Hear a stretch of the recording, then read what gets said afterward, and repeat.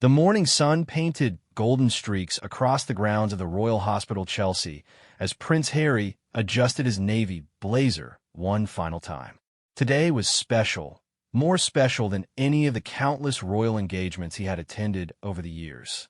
His grandmother, Queen Elizabeth II, had personally requested that he accompany her to the Chelsea Flower Show, and the weight of that honor sat comfortably on his shoulders. Harry had always shared a unique bond with his grandmother that went beyond the formal protocols of royal life. While other family members maintained careful distance and proper etiquette, the Queen had always shown him a softer side, the side of a grandmother who worried about her grandson's well-being and celebrated his victories both big and small.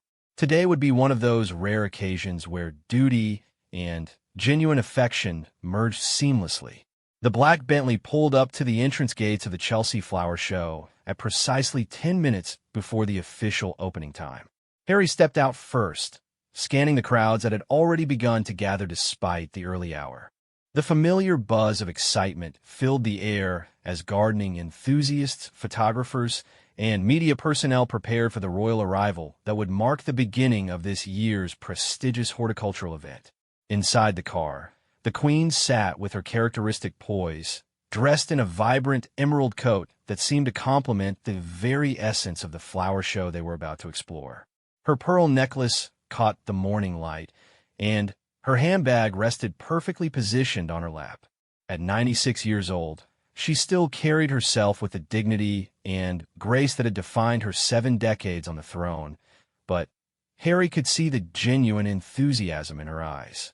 The Chelsea Flower Show had always been one of her favorite annual events. As the car door opened and the Queen emerged with Harry's careful assistance, a wave of applause rippled through the gathered crowd. Photographers captured every moment as Harry offered his arm to his grandmother, a gesture that spoke volumes about their relationship. The Queen's gloved hand settled gently on his forearm, and together they walked toward the entrance where officials waited to welcome them. The show director, a distinguished woman in her 50s named Margaret Thornton, stepped forward with a warm smile. She had been organizing royal visits to Chelsea for over 2 decades and knew exactly how to balance formality with a relaxed atmosphere that made these visits memorable. Your Majesty, Your Royal Highness, welcome to the Chelsea Flower Show. We are absolutely delighted to have you here today. The Queen nodded graciously while Harry exchanged pleasantries with the organizing committee. The morning schedule had been carefully planned to allow them to visit the most significant exhibits while ensuring the Queen would not become overly tired. Harry had reviewed every detail the night before, determined to make this day as enjoyable and comfortable as possible for his grandmother. As they moved through the entrance, the spectacular world of the Chelsea Flower Show opened before them. The air was filled with the fragrance of thousands of flowers in full bloom, creating a natural perfume that seemed to energize everyone who breathed it in. Carefully manicured gardens stretched in every direction, each one representing months of planning and preparation by some of the world's most talented garden designers. Their first stop was the Great Pavilion, a massive marquee that housed some of the most extraordinary floral displays Harry had ever seen. Orchids in every conceivable color and pattern lined the walkways, while towering displays of roses created natural walls of beauty. The Queen moved slowly through each section, her expert eye taking in details that others might miss. She had always been passionate about gardening, and her knowledge of horticulture was extensive. A young garden designer named Sarah Mitchell approached nervously, clutching a small bouquet of specially cultivated sweet peas. She had been growing flowers since she was 12 years old and had dreamed of meeting the Queen since she first started competing at local garden shows. Your Majesty, I grew these specifically for your visit. They're a new variety that blooms longer than traditional sweet peas. The Queen accepted the bouquet with genuine warmth, bringing the flowers close to appreciate their delicate fragrance. They're absolutely beautiful, my dear. How long did it take you to develop this particular variety? Her questions were thoughtful and showed a deep understanding of the cultivation process, immediately putting Sarah at ease. Harry watched this interaction with growing admiration for his grandmother. Despite her advanced age and the demanding nature of royal duties, she still took time to connect with people on a personal level. She remembered names, asked follow-up questions, and showed genuine interest in the work and passion of others. It was a reminder of why the monarchy had endured for so many centuries. As they continued through the pavilion, other exhibitors began to gather, hoping for a chance to present their work to the royal visitors. Harry noticed how his grandmother's pace naturally adjusted to allow for these spontaneous conversations while still maintaining the schedule that would ensure they could see everything planned for their visit.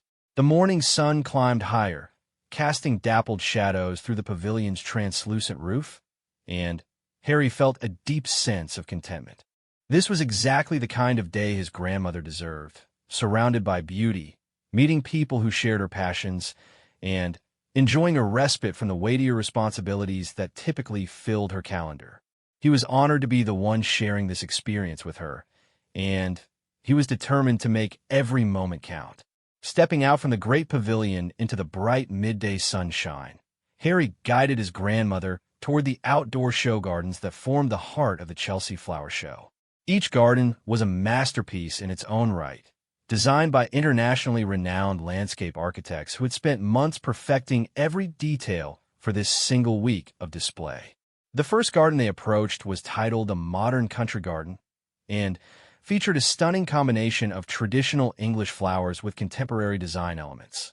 Lavender hedges created geometric patterns around clusters of white roses, while modern water feature provided a gentle soundtrack of flowing water. The designer, an enthusiastic man named David Chun, had traveled from Singapore specifically to present his vision of how Eastern and Western gardening philosophies could blend harmoniously. The Queen moved carefully along the designated pathway, her trained eye taking in the careful balance of colors and textures. She paused at a particularly striking combination of purple alliums and silver-leafed artemisia, nodding approvingly at the bold choice. "The contrast is quite striking," she commented to David, who beamed with pride at the royal recognition of his work. Harry found himself genuinely impressed by the creativity on display. He had attended many formal garden parties and royal events over the years, but this was different. Here, he could see the passion and dedication that went into creating something beautiful for its own sake, not for political advantage or social climbing. The purity of that motivation resonated with him deeply. As they moved to the next exhibit, a small commotion began to develop nearby. A group of school children from a local primary school had arrived for their educational visit, and their excitement at spotting the royal visitors was becoming increasingly difficult for their teachers to contain. Harry caught his grandmother's eye and saw the familiar twinkle that appeared whenever children were involved. Without hesitation, the Queen changed course and walked toward the group of youngsters, who ranged in age from about 7 to 11 years old. Their teacher, a young woman named Emma Thompson, looked absolutely mortified at the disruption her class was causing, but the Queen's warm smile immediately put her at ease. "Good afternoon, children," the Queen said in her clear, carrying voice. "Are you enjoying learning about the flowers today?" The children, initially struck speechless by finding themselves face to face with the Queen, gradually began to respond with eager nods and excited whispers to each other. One brave little girl named Lucy, with red pigtails and a gap-toothed smile, stepped forward clutching a small drawing she had made of a sunflower. "Your Majesty, I drew this for you," she said, her voice barely above a whisper but filled with determination. Harry watched as his grandmother knelt down slightly to accept the drawing, studying it with the same serious attention she had given to the professional garden displays. "This is a magnificent sunflower, Lucy. I can see you've worked very hard on the petals. Do you have a garden at home?" The conversation that followed was magical to witness. The Queen spoke with each child who wanted to talk to her, asking about their favorite flowers, whether they helped their parents with gardening, and what they had learned during their visit to Chelsea.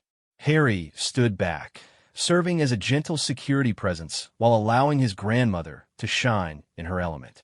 One of the boys, Tommy, had clearly been designated by his classmates as their spokesperson. He gathered his courage and asked the question they had all been wondering about. "Do you really live in a palace with lots of gardens?" The queen's laugh was genuine and delighted as she explained that yes, she did have several gardens, and that she spent time in them almost every day when she was at home. The teacher, Emma, finally managed to gather her students back together, but not before each child had received a personal word from the queen, and several had been gently encouraged in their interest in gardening. As the class moved away, chattering excitedly about their unexpected royal encounter, Harry felt a surge of pride in his grandmother's natural ability to connect with people of all ages. Their next stop was perhaps the most anticipated exhibit of the day, a memorial garden created in honor of Prince Philip, the Queen's late husband, who had passed away just 2 years earlier. The garden was designed as a quiet space for reflection, featuring his favorite flowers including white lilies and blue delphiniums. A simple stone bench was positioned to overlook a small pond surrounded by carefully chosen plants that would bloom in succession throughout the year. As they approached the garden, Harry could see the subtle change in his grandmother's demeanor. Her steps became slightly slower, more deliberate, and her expression took on a quality of deep thoughtfulness. This garden represented not just horticultural skill, but a living memorial to the man who had been her companion for more than 70 years. The designer, Patricia Williams, had worked closely with royal gardening staff to ensure that every element would have personal meaning. She explained softly how the white roses had been chosen because they were the same variety that had been the Queen's wedding bouquet, and how the layout of the pathways echoed the design of a favorite garden at Balmoral Castle in Scotland. The Queen stood quietly for several minutes, taking in every detail of the memorial garden. Harry remained respectfully silent, understanding that this moment required no words.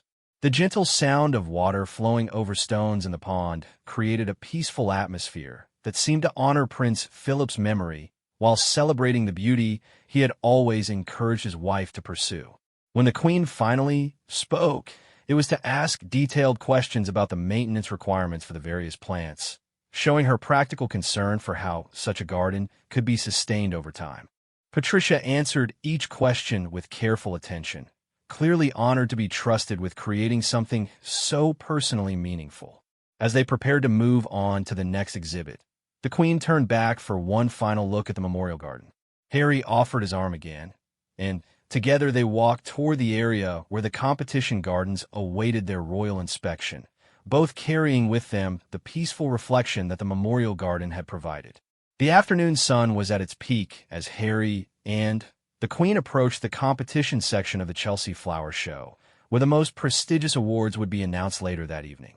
This area buzzed with nervous energy as garden designers made final adjustments to their displays, knowing that royal approval could significantly impact their careers and reputations.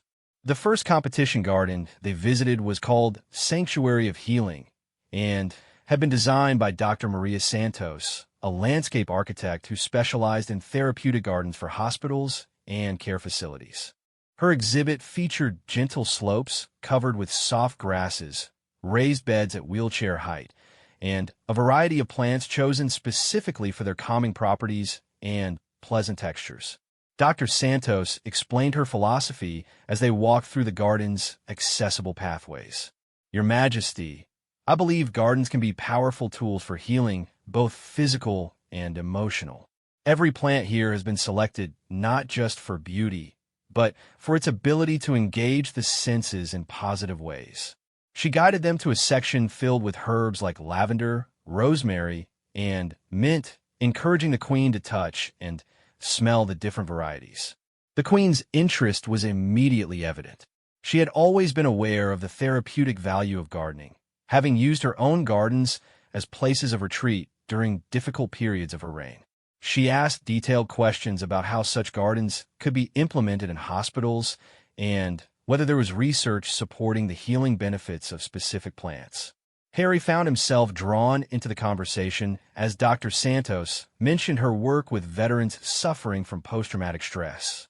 As someone who had served in Afghanistan and had witnessed the struggles many soldiers faced upon returning home, Harry was particularly interested in any intervention that might help his fellow veterans heal. The idea that something as simple and beautiful as a garden could provide relief from psychological wounds resonated deeply with him. A young woman named Jennifer, who was visiting the show with her elderly father in a wheelchair, approached hesitantly. She had been listening to the conversation and wanted to thank Dr. Santos for her work. "My father has been in care for 3 years now," she said quietly, "and the garden at his facility is the only place where he seems truly peaceful. We sit there together every week." The Queen's response was immediate and heartfelt. She spent several minutes talking with Jennifer and her father about their experiences, asking about his military service, and showing genuine interest in their weekly garden visits. Harry watched this interaction with growing respect for his grandmother's ability to make personal connections even during formal occasions. As they moved to the next competition entry, they were joined by Alan Titchmarsh, the beloved television gardener who had been covering the Chelsea Flower Show for decades. His presence added a comfortable familiarity to the proceedings, and the Queen greeted him warmly, remembering their previous encounters over the years.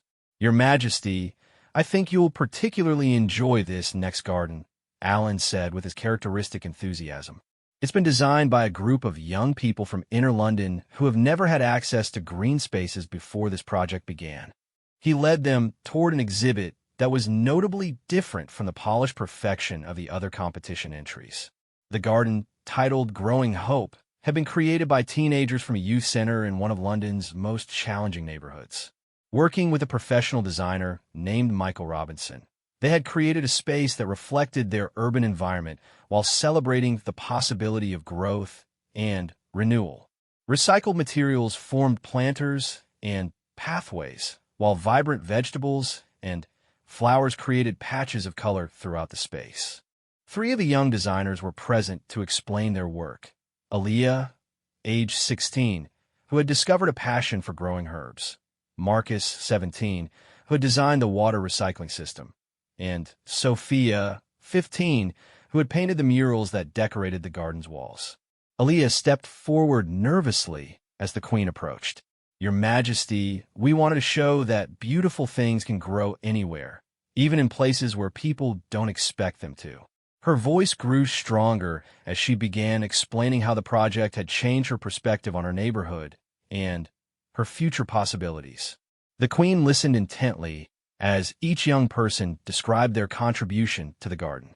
She asked Marcus detailed questions about his water recycling system, showing impressive technical understanding, and complimented Sophia on the artistic vision behind her murals.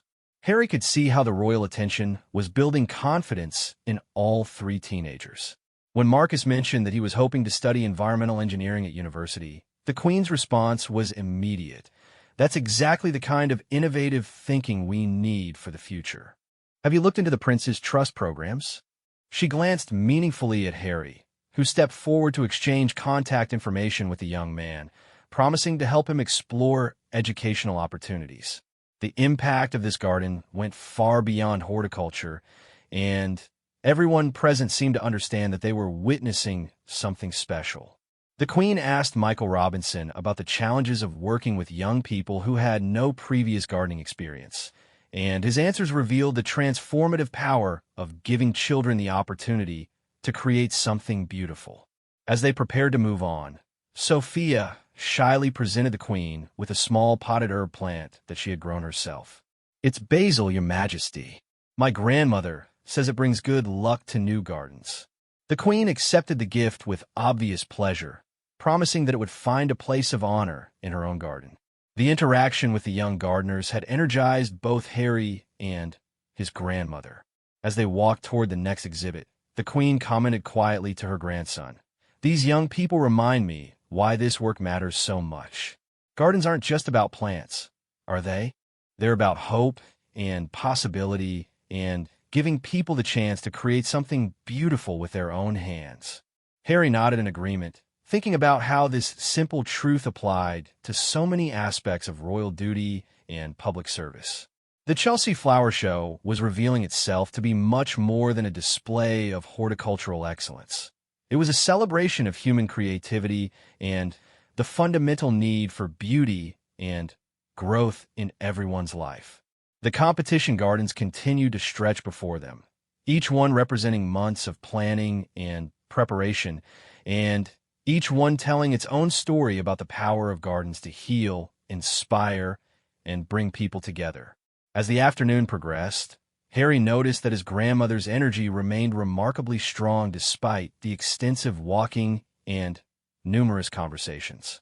The Chelsea Flower Show seemed to invigorate her in a way that formal state functions rarely did, and he found himself relaxing into the rhythm of their leisurely exploration. Their next destination was the artisan garden section, where smaller but equally impressive displays showcased innovative approaches to garden design. The first garden they encountered was called Climate Resilience and featured plants specifically chosen for their ability to thrive in increasingly unpredictable weather conditions.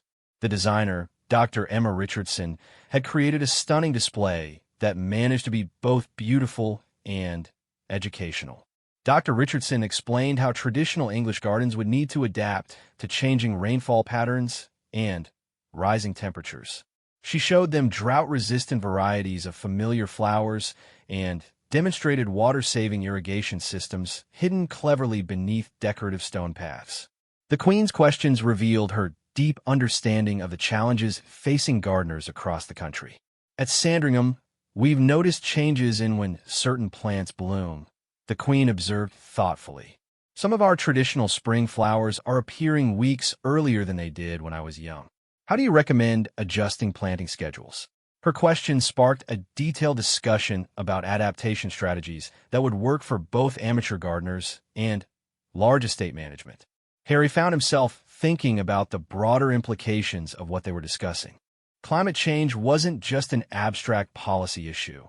It was affecting something as fundamental as when flowers bloomed in his grandmother's garden.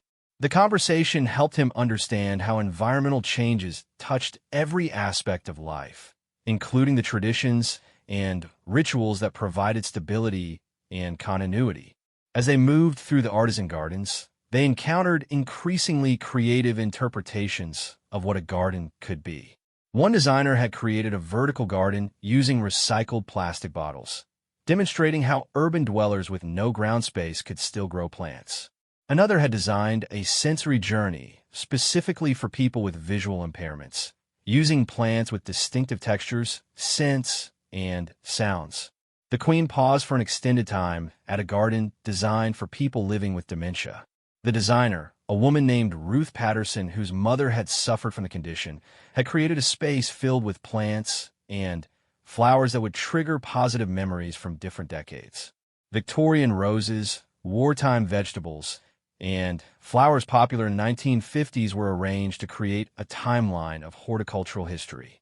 Ruth explained how research had shown that familiar scents and textures could sometimes reach people with dementia when other forms of communication became difficult.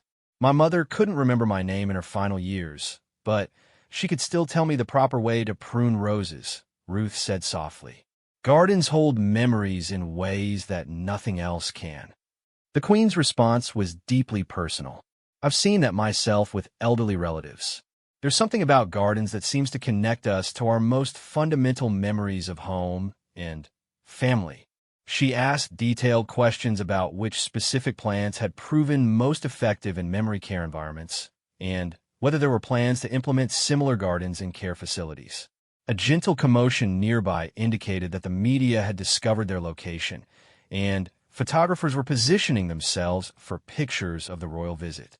Harry stepped slightly closer to his grandmother, not out of concern for security, but to ensure she felt comfortable with the increased attention. The Queen, however, seemed completely unfazed by the cameras and continued her conversation with Ruth as if they were chatting in a private garden.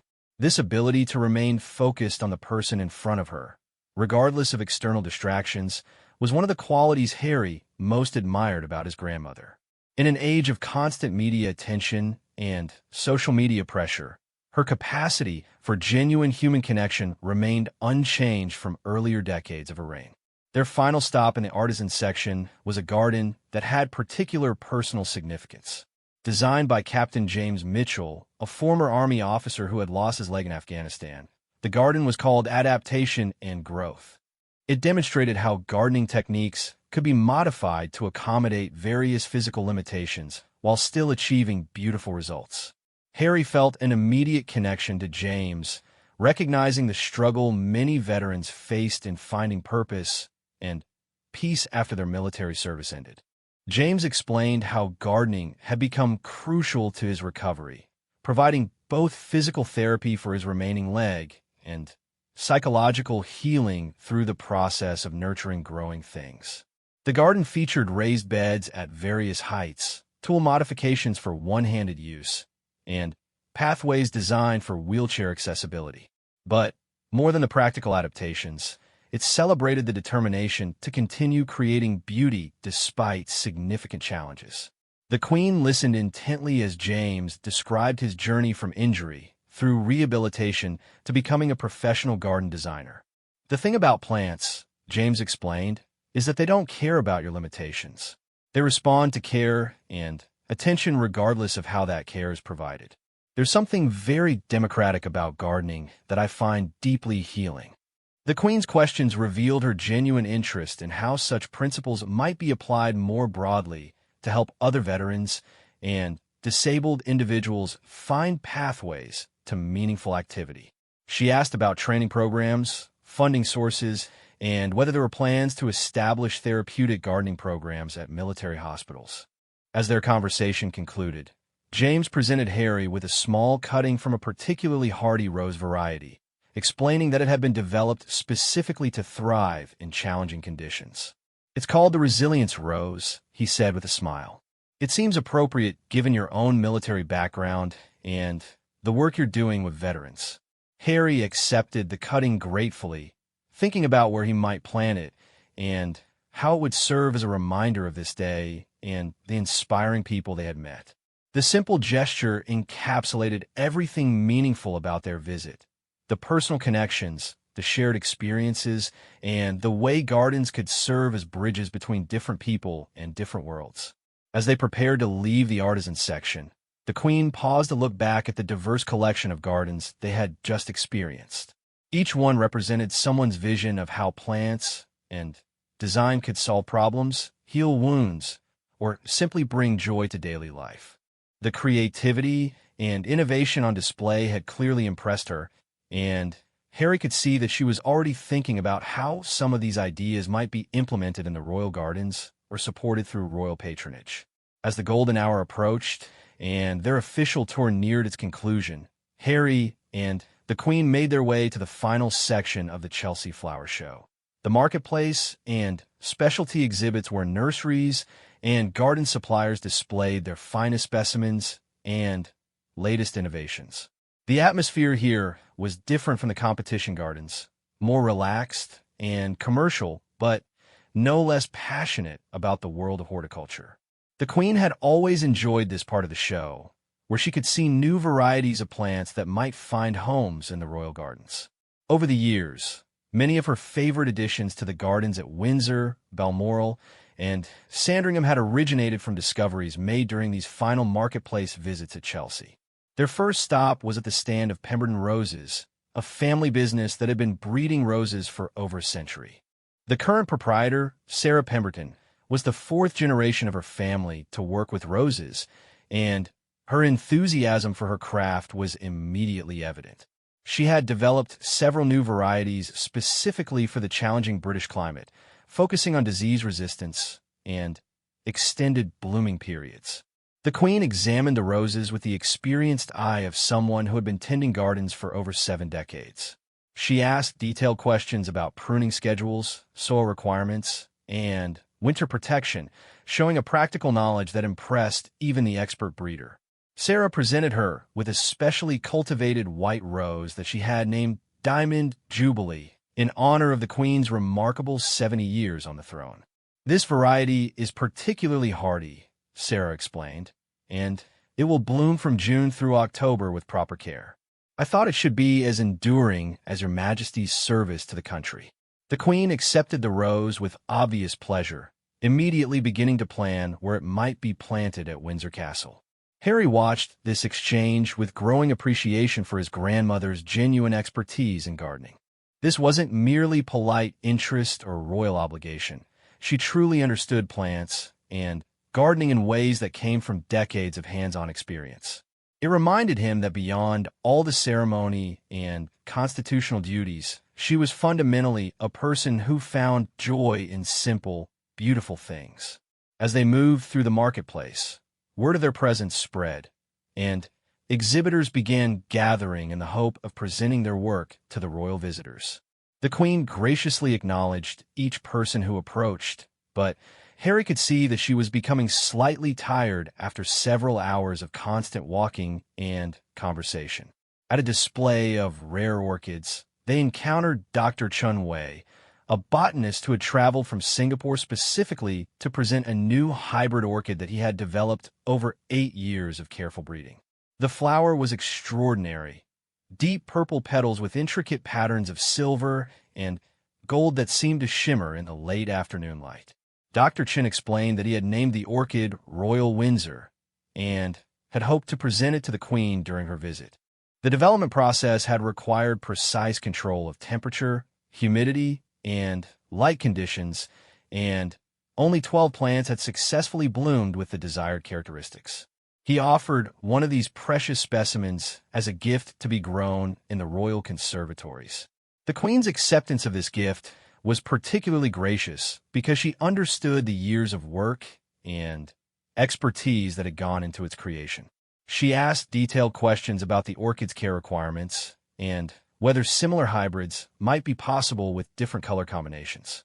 Her questions revealed not only politeness, but genuine interest in the scientific aspects of plant breeding. Their final official stop was at a display organized by the Royal Horticultural Society's education programs.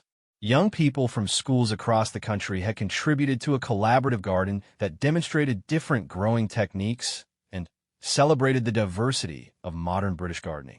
Students from inner-city schools stood alongside peers from rural areas, all united by their enthusiasm for plants and growing. The project coordinator, Mrs. Janet Phillips, explained how the program had expanded over the past 5 years to reach children who had never had access to gardens before. Many of the participating students had discovered talents and interests they never knew they possessed, and some had already decided to pursue careers in horticulture or environmental science. The Queen spent considerable time talking with the students, asking about their individual contributions and their future plans. One girl, Priya, age 14, had developed a small vertical garden system that could be installed on apartment balconies. Her innovation showed remarkable ingenuity and practical thinking about urban gardening challenges. Another student, David, age 16, had created a composting system that could work in small spaces while eliminating odors that might cause problems with neighbors. His engineering approach to an environmental problem impressed both the Queen and Harry, who could see the potential for such innovations to make sustainable living more accessible to urban residents. As their conversations with the students concluded, Harry realized that this final section of their visit had perfectly captured the essence of what made the Chelsea Flower Show special. It wasn't just about displaying beautiful gardens or expensive plants. It was about celebrating human creativity, problem-solving, and the fundamental desire to nurture growing things. The late afternoon sun was beginning to cast longer shadows as Harry and the Queen prepared for their departure. Margaret Thornton, the show director, joined them for the final formalities, thanking them for their presence and the attention their visit would bring to the various exhibits and causes they had encountered. As they walked slowly back toward the entrance where their car waited, the Queen paused to look back at the extraordinary display of gardens, flowers, and human ingenuity they had experienced throughout the day. "This has been absolutely delightful, Harry," she said quietly. "Thank you for sharing it with me." Harry felt a profound sense of satisfaction as he helped his grandmother into the car for their return journey. The day had been everything he had hoped it would be, a perfect blend of royal duty and personal enjoyment, serious conversations about important issues, and simple pleasure in beautiful things. Most importantly, it had been a day when he could see his grandmother not just as the queen, but as a person who found genuine joy in gardens, genuine interest in other people's work, and genuine satisfaction in learning new things. As their car pulled away from the Chelsea Flower Show, both Harry and the Queen carried with them not just pleasant memories, but also new ideas, new connections, and renewed appreciation for the power of gardens to bring people together, heal wounds, and create beauty in an often difficult world. The Resilience rose cutting sat carefully protected in a small container, ready to begin its new life in royal soil, a living reminder of an extraordinary day when duty and pleasure had perfectly aligned.